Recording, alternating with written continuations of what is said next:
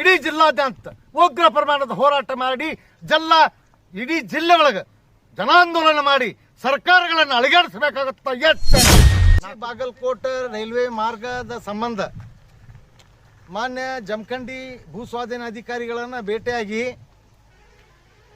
ಈ ರೈಲ್ವೆ ಕಾಮಗಾರಿಯ ಸ್ಥಿತಿಗತಿ ವಿಚಾರಣೆ ಮಾಡಿ ಇದರ ಒಂದು ಕಾಮಗಾರಿಯ ಪ್ರಗತಿಯನ್ನು ಪರಿಶೀಲನೆ ಮಾಡಿ ನಾವು ಬಂದಾಗ ಒಂದು ವಿಷಯ ತಿಳಿತು. ಈಗಾಗಲೇ 2017ರಲ್ಲಿ ಈ ಯೋಜನೆ ಪೂರ್ಣಗೊಳ್ಳಬೇಕಾಗಿತ್ತು. 816 ಕೋಟಿ ರೂಪಾಯಿ ವೆಚ್ಚದೊಳಗೆ ಕುಡ್ಚಿ ಬಾಗಲಕೋಟೆ ರೈಲ್ವೆ ಮಾರ್ಗ ಅನುಷ್ಠಾನಕ್ಕೆ ಬಂದು 142 ಕಿಲೋಮೀಟರ್ 2017ರಲ್ಲಿ ಮುಗಿಬೇಕಾಗಿತ್ತು. ದುರ್ದೈವಶಾತ್ 2020 ಬಂದರೂ ಕೂಡ ಇನ್ನೂ ಮುದಳ ಮುಟ್ಟಿಲ್ಲ. ಲೋಕಾಪುರಕ್ಕೆ ಪೂರ್ಣಗೊಂಡು ರೈಲ್ವೆ ಪ್ರಾರಂಭ ಆಗತ್ತ ಅಂಥೇಳಿ ಅಲ್ಲಿ ಜನ ನಿರೀಕ್ಷೆ ಮಾಡ್ಯಾರ. ಆ ನಿರೀಕ್ಷೆಯನ್ನು ಕೂಡ ಸುಳ್ಳು ಮಾಡ್ಯಾರ.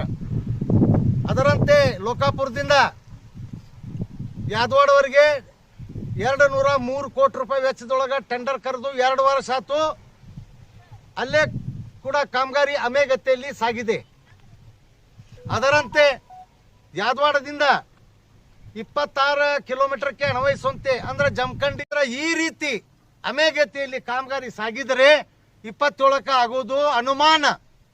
ಆ ಅನುಮಾನವನ್ನು ದೂರ ಮಾಡಲಿಕ್ಕೆ ಮಾನ್ಯ ರಾಜ್ಯ ಮತ್ತು ಕೇಂದ್ರ ಸರ್ಕಾರ ಒಂದು ಗಟ್ಯವಾದಂಥ ನಿಲುವನ್ನು ತಗೊಂಡು ಈ ಕಾಮಗಾರಿಗೆ ಬರುವಂಥ ಅಡೆತಡೆಗಳನ್ನು ಏನಾರ ಒಂದು ಅಡೆತಡೆ ಬಂದ್ರೆ ನಿವಾರಿಸಿ ಅತಿ ಶೀಘ್ರದಲ್ಲಿ ಪ್ರತಿ ಒಂದು 20 ಕಿಲೋಮೀಟರ್ಗೆ ಒಂದು 5-6 ಮಂದಿ ಕಾಂಟ್ರಾಕ್ಟರ್ಗೆ ಗುತ್ತಿಗೆಯನ್ನು ಕೊಟ್ಟು ಅವರಿಂದ ಮುಚ್ಚಳಿಕೆ ಪತ್ರವನ್ನು 1 ವರ್ಷದಾಗ ಮುಗಿಸ್ಕೊಡ್ತೀವಿ ಅಂತೇಳಿ ಮುಚ್ಚಳಿಕೆ ಪತ್ರವನ್ನು ಬರೆಸಿಕೊಂಡು ಈ ಮಾರ್ಗ ಪೂರ್ಣಗೊಳಿಸುವ ಚಿಂತನೆ ಮಾಡಬೇಕು.